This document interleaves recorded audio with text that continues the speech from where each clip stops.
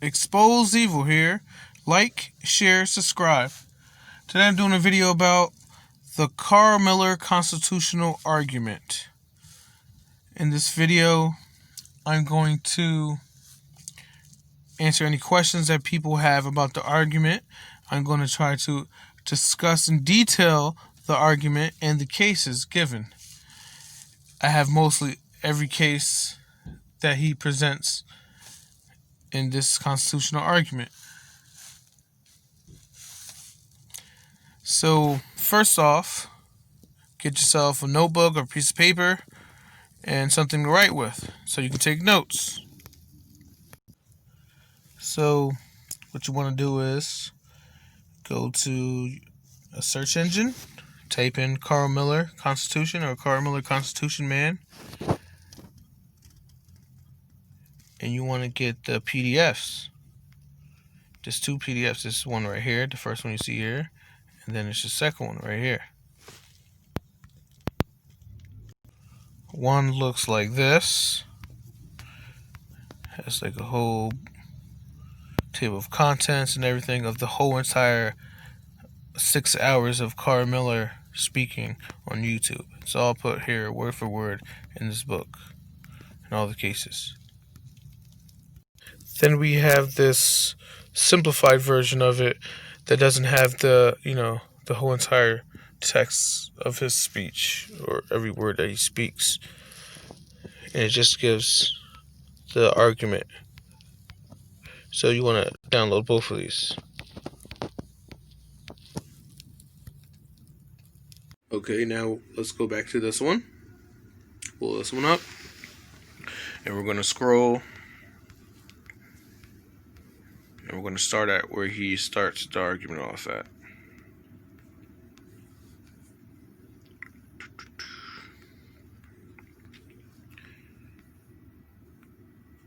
Okay, right here. The first thing you need to understand is Article 6, Paragraph 2 of the Constitution. This is known as the Supremacy Clause of the Constitution. Basically what it says is, the Constitution and the laws of the United States, which shall be made pursuant thereof, and the treaties made or which shall be made under the authority of the United States, shall be the supreme law of the land. The judges in every state shall be bound thereby. Anything in the Constitution or laws to any state to the contrary are notwithstanding, or notwithstanding in law. That means they're null and void of law. They're not a law at all. That rhymed. But anything, any state law that conflicts with our constitutional rights, even though they pass in a bill, the whole entire bill is unconstitutional.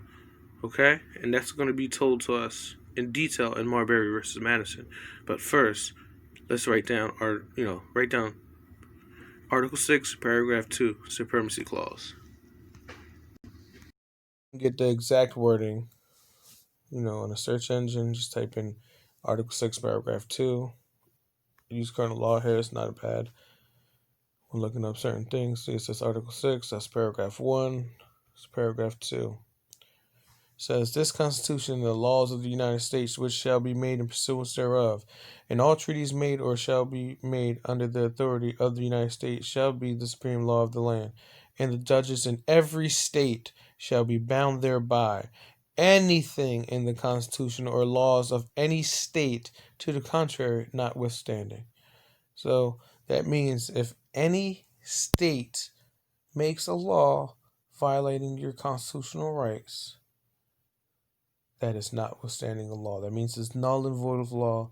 That means it's not a law. And actually, not only that is the law unconstitutional, the whole bill that the law came in is unconstitutional.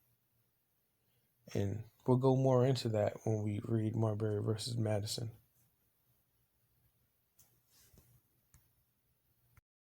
Now, back to the Carl Miller PDF. I'm going to scroll down to right here, and it says, first important case, Marbury versus Madison, 5 U.S. 137, 1803. Now, write this down, take notes, and, you should go to the law library. Actually, go to the law library It should be at the Supreme Courthouse in your county, at the county courthouse. You should have a law library there. Now, not all law libraries have the systems that search the law. Like, for example, there's a system called LexisNexis.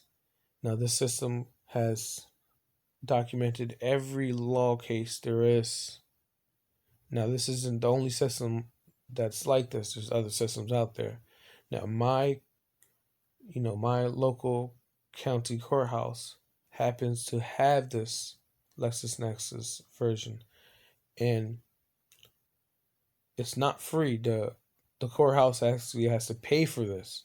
So my courthouse actually pays for this, and it has every single case you can think of in there, right at the touch of a computer.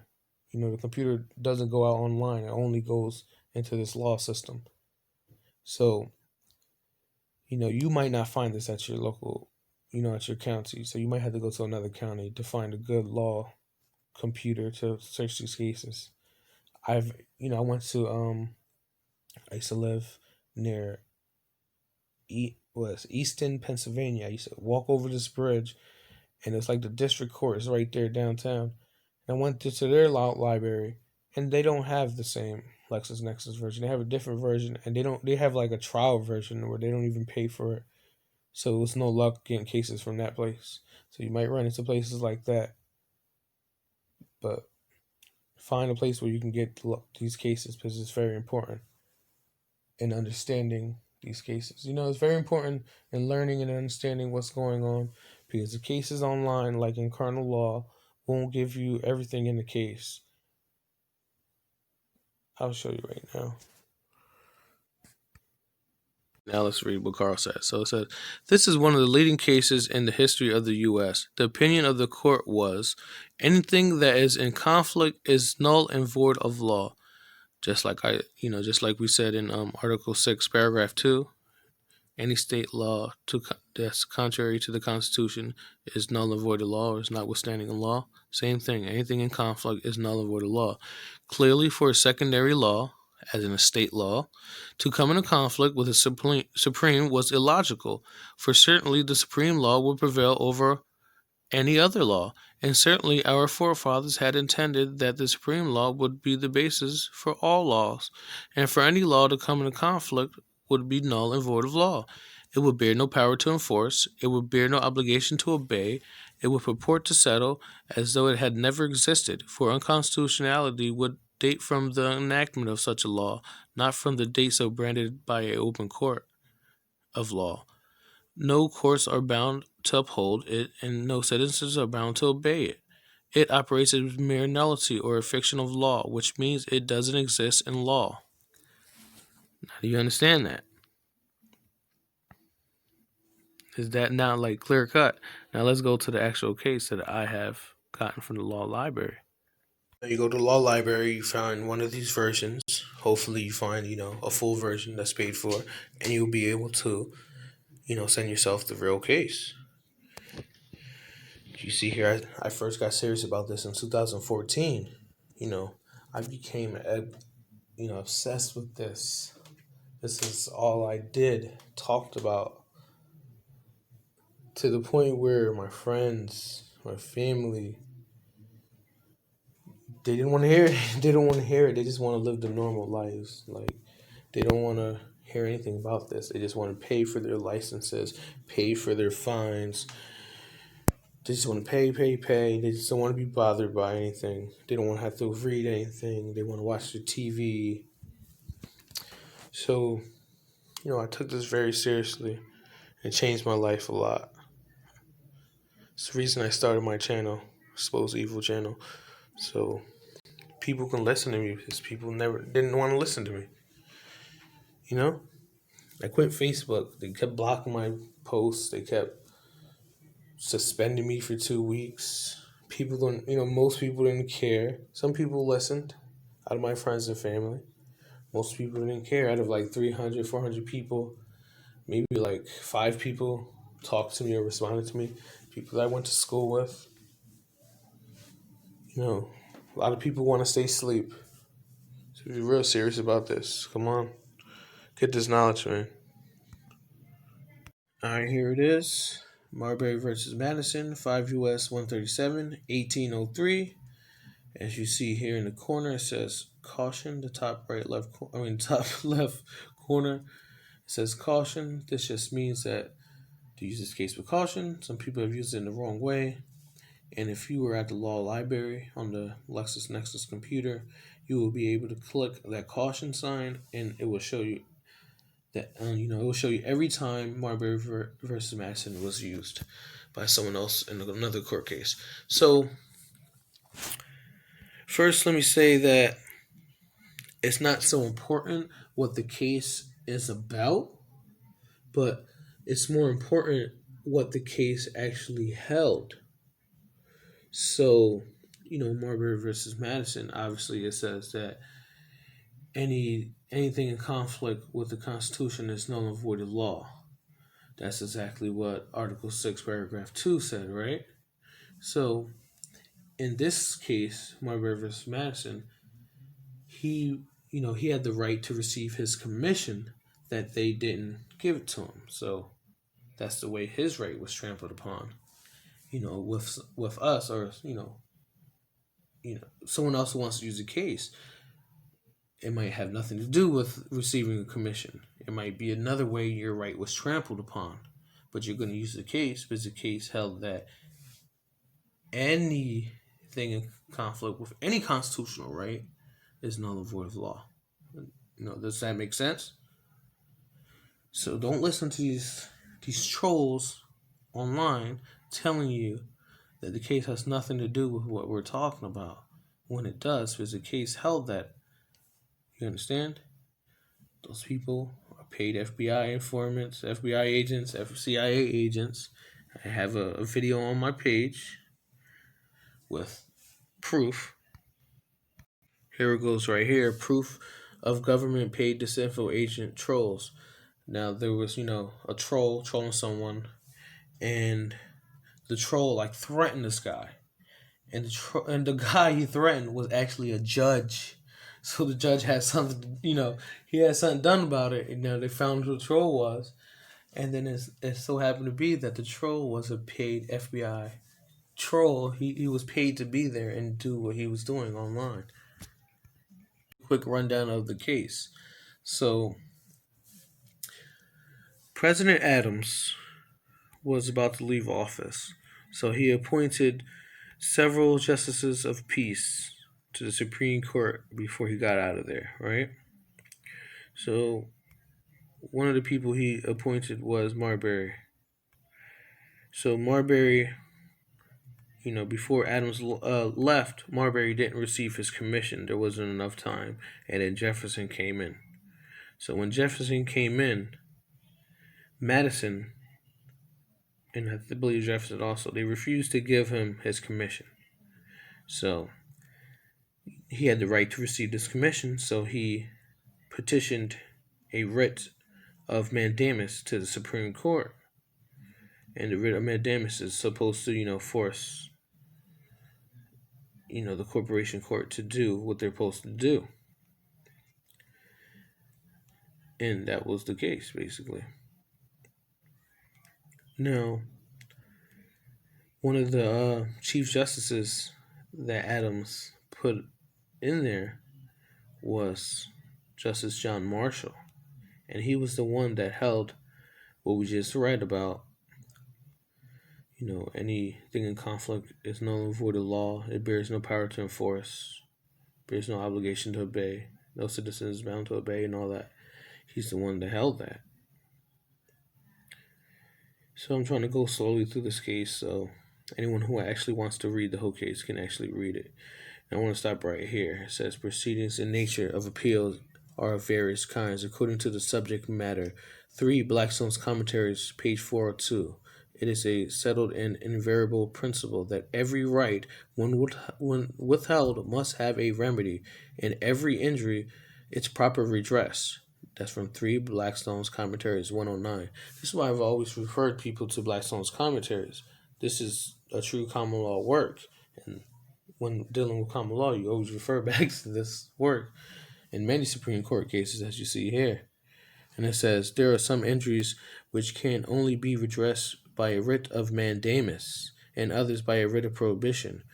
There must then be a jurisdiction somewhere competent to issue that kind of process, where we look for it, but in that court which the Constitution and the laws have made supreme, and to which they have given appellate jurisdiction.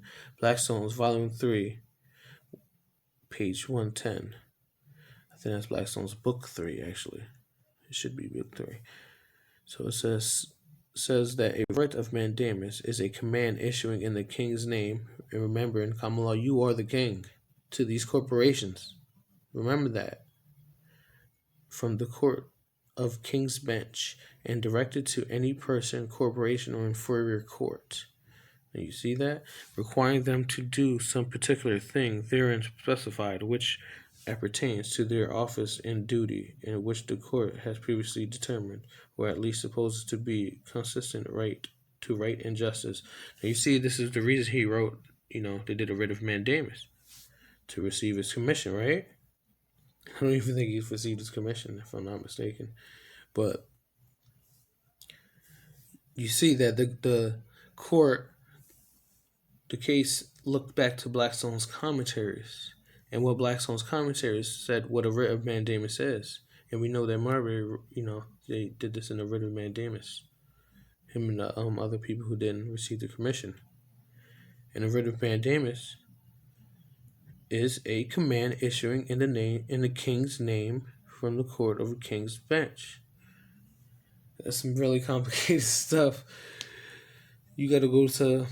It's another guy named Carl Lentz. Carl with a K.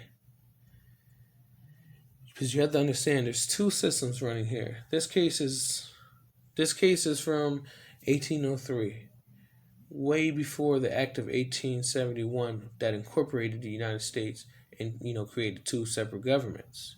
The government that's controlled by a constitution, and then in 1871, the government that's not controlled by a constitution. Now, to understand the difference between the two, I will get to it eventually on my channel, but I recommend you go to listen to Carl Lentz for a little bit also. He has plenty of videos. If you want to call him, he wants to be compensated, but there's plenty of videos that's free online. I've never paid him and learned lots from him.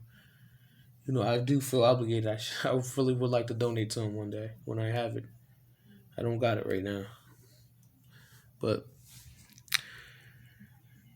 there we have it. This is Marbury versus Madison. So you understand, it's very deep. I'm going to go into that. Like a writ of mandamus, I'll talk about that later on. Let's first learn this argument. And this case is partial. It's not a complete case. Sometimes you get that from the law library. Obviously, they're hiding stuff. But the opinion that we read, only part of it is in here in the head notes. You'll see that the head notes say anything void, anything in conflict is void, null and void of law. It says stuff like that. Backing up John Marshall's opinion. So I'm pretty much done. I'm just scrolling through here. This would be part 1 of this series I'm going to do, I guess, on the Carl Miller's argument. So this is it. I'm just going to scroll all the way down. For anyone who wants to read the case, you can pause through it, read it, check it out, read all the head notes. HN stands for head note. Head note 12. There you go, head note 13.